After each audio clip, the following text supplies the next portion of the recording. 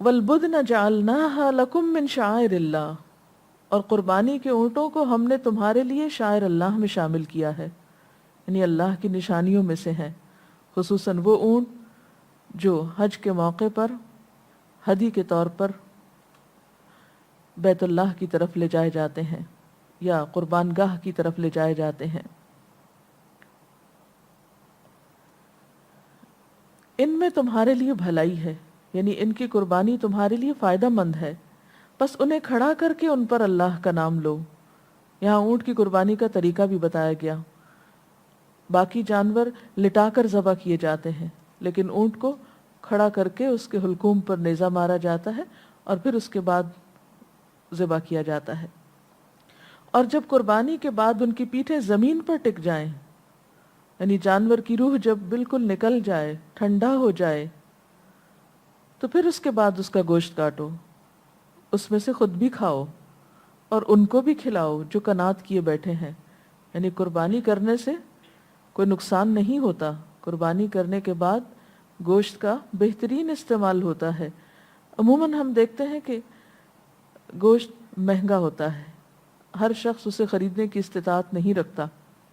قربانی کے موقع پر گوشت کا فائدہ یا گوشت ان تک بھی پہنچ جاتا ہے جو عام طور پر خود خرید کر نہیں کھا سکتے، لہٰذا یہاں پر خصوصی طور پر ان لوگوں کا بھی ذکر کیا گیا کہ قربانی کرنے کے بعد قربانی کا گوشت پھینک نہیں دو، ضائع نہیں کرو، بلکہ اس کو بہترین طریقے پر استعمال کرو۔ اور اس کا بہترین استعمال کیا ہے کہ جو قناعت کیے ہوئے ہیں، انتظار میں ہیں، مانگتے نہیں، پریشان نہیں کرتے، ضرورت مند ہیں، ان تک خود پہنچاؤ اور ان کو بھی دو جو اپنی حاجت پیش کریں، یعنی جو مانگنے کے لیے آئیں، یعنی دونوں طرح کے لوگوں کا خیال رکھا جائے۔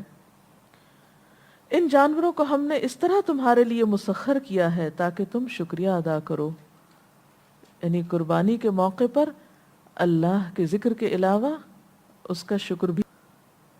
اور شکر کس طرح کہ یا رب تو نے یہ نعمت ہمیں بخشی، تیری خوشی، تیرا قرب پانے کے لیے، تیری رضا حاصل کرنے کے لیے ہم انہیں تیرے راستے میں تیرے بتائے ہوئے طریقے کے مطابق قربان کر رہے ہیں، تیری نعمت کے شکریہ کے طور پر یہ نذرانہ ہم پیش کر رہے ہیں۔ پھر اللہ تعالیٰ فرماتے ہیں نہ ان جانوروں کے گوشت اللہ کو پہنچتے ہیں اور نہ خون، مگر اسے تمہارا تقویٰ پہنچتا ہے، یعنی یہ گوشت تو تمہارے کام آئے گا۔ اللہ تعالیٰ کو تو گوشت نہیں چاہیے، اسے ان کا خون بھی نہیں چاہیے، اسے ان میں سے ان کی کسی بھی چیز کی ضرورت نہیں ہے۔ ہاں، وہ اس سارے عمل میں یہ دیکھ رہا ہے کہ تمہارے دل کی حالت کیا ہے، تمہارے جذبات کا عالم کیا ہے، اور تم کس خوش دلی کے ساتھ یہ کام کر رہے ہو۔ اس نے ان کو تمہارے لیے اس طرح مسخر کیا ہے تاکہ اس کی بخشی ہوئی ہدایت پر تم اس کی تکبیر کرو، اس کی بڑائی بیان کرو، اس اللہ کا شکر ادا کرو جس نے تمہیں دین میں یہ طریقہ سکھایا، شکر ادا کرنے کا طریقہ بتایا۔ اور اے نبی صلی اللہ علیہ وسلم خوشخبری سنا دیجئے محسنین کو، نیک کام کرنے والوں کو، کہ جو خوشی کے ساتھ اللہ کی اطاعت کرتے ہیں، جو آگے بڑھ کر بغیر کسی حیل و حجت کے اللہ کی راہ میں اپنی جان، اپنا مال، اپنے جذبات، اپنی خواہشات اور سب کچھ قربان کرنے کے لیے تیار ہو جاتے ہیں۔ تو قربانی کے بارے میں قرآن پاک میں بنیادی طور پر یہ آیت ملتی ہے، اس کے علاوہ بھی کچھ آیات ہیں۔ سنت رسول صلی اللہ علیہ وسلم میں بھی قربانی کے بارے میں ہمیں بہت سی ہدایات ملتی ہیں، اور اس کا اندازہ ہم اس سے لگا سکتے ہیں کہ قرآن و سنت میں قربانی کے لیے کئی الفاظ استعمال ہوئے ہیں۔ مثلا منسک کا لفظ آتا ہے، اضحیہ کا لفظ آتا ہے، اسی طرح نحر کا لفظ، قربان کا لفظ۔ تو یہ تمام الفاظ اس بات کی نشاندہی کرتے ہیں کہ یہ طریقہ جو حضرت ابراہیم علیہ السلام سے خاص طور پر شروع ہوا، اور جن کے طریقے پر یا جن کی سنت پر عمل کرتے ہوئے ہم قربانی کرتے ہیں، وہ ہمارے دین میں اور ہماری اس شریعت میں بھی بہت اہمیت کا حامل ہے۔ نبی صلی اللہ علیہ وسلم نے قربانی کرنے کی بہت فضیلت بھی بتائی ہے۔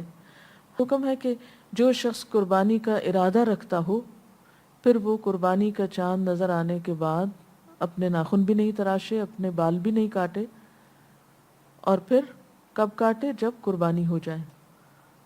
قربانی سے اگرچہ ہمیں آخرت کا فائدہ ہوتا ہے، اجر و ثواب ملتا ہے، لیکن دنیاوی اعتبار سے بھی قربانی کر کے کچھ ضائع نہیں ہوتا، کچھ نقصان نہیں ہوتا۔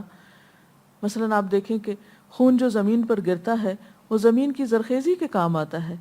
پھر اسی طرح جانور کا گوشت انسانی صحت کے لیے بہت فائدہ مند ہے، اور پھر بھوکوں کو کھانا ملتا ہے۔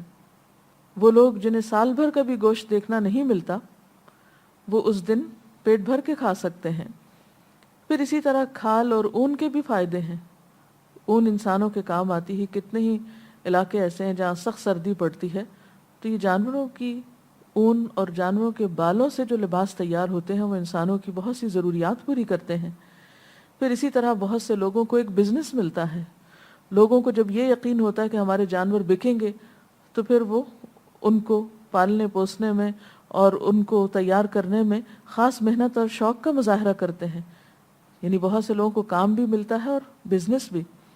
پھر اسی طرح بہت سے لوگوں کی آمدنی کا ذریعہ یہ تمام چیزیں بنتی ہیں۔ جانوروں کی کھال کام آتی ہے۔ جانوروں کی کھال کو جب پریزرو کیا جاتا ہے تو اس وقت بہت سے لوگوں کو مزدوری ملتی ہے، قصاب کو مزدوری ملتی ہے۔ یعنی کوئی بھی چیز ایسی نہیں قربانی کی کہ جو ضائع ہوتی نظر آئے۔ اس لیے قربانی اللہ کا حکم، اللہ کے رسول صلی اللہ علیہ وسلم کی سنت سمجھتے ہوئے خوشی سے کرنی چاہیے، اور اس میں کسی قسم کا دل میں تردد نہیں ہونا چاہیے۔